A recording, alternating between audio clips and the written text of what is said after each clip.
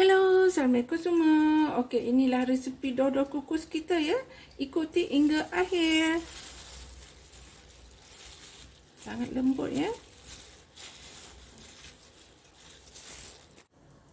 Okey, untuk bahan-bahan kita punya dodol kukus kita ialah kita ada tepung pulut, tepung ubi, air, santan kara, gula putih, gula merah, ini sedikit garam dan juga 2 helai daun pandan ya.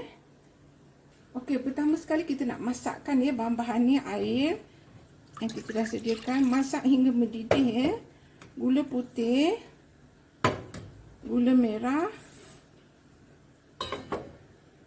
santan kara, sedikit garam, daun pandan. Kita masak hingga mendidih ya. Kacau hingga mendidih ya.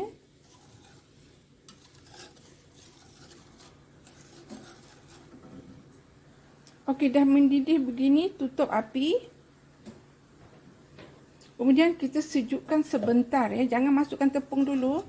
Tunggu sejuk baru kita masukkan tepung ya.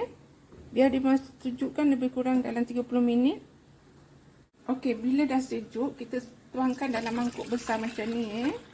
Daun pandan tu tak payah, kita tak perlu lagi daun pandan.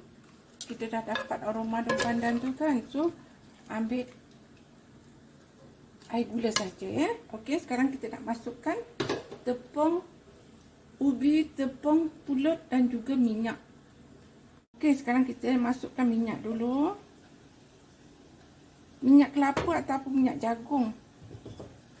Okey, sekarang kita masukkan tepung pulut, ni tepung ubi Kemudian kita kacau serata. Okey, sekarang kita dah kacau semua, dah sebati. Misalnya kalau kita susah sangat nak kacau, kita blend aja sekejap ya. Saya pun blend sekejap, kemudian saya tengok nampak cantik kan. Okey, sekarang kita masukkan dalam kita punya loyang. Kita nak kukus dah. Loyang kita 16 cm ya, alas dengan plastik. Okey, kita masukkanlah dalam kita punya loyang. Bismillahirrahmanirrahim.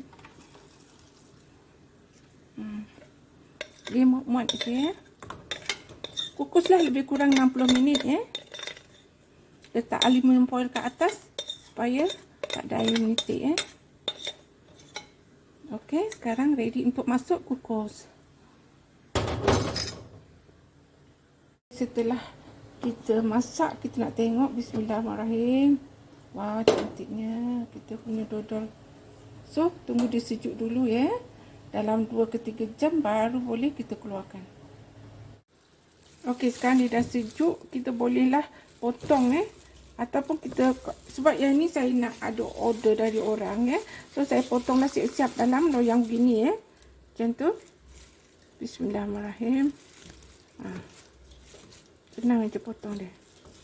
Nanti diorang kita masuk saja dalam kita punya ni apa ni? Kita punya kotak macam ni. Nampak tak? Bismillahirrahmanirrahim.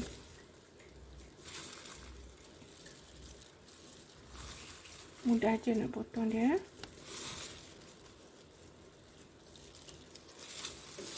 Nampak tak? Kita dah siap potong. Kita boleh keluarkan sekejap nak masuk dalam kotak ya.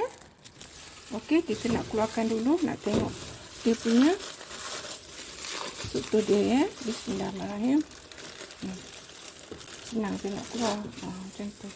Nampak. Okey, sekarang dodol kita dah masak. Nampak tak struktur dia sangat cantik, lembut dan memang jimat sangatlah masa ya. Kita hanya kukus 60 minit saja dan dah boleh makan ya. So, terima kasih kepada menonton, selamat mencuba ya. Jangan lupa like, komen, subscribe dan share. Sampai jumpa lagi. Bye.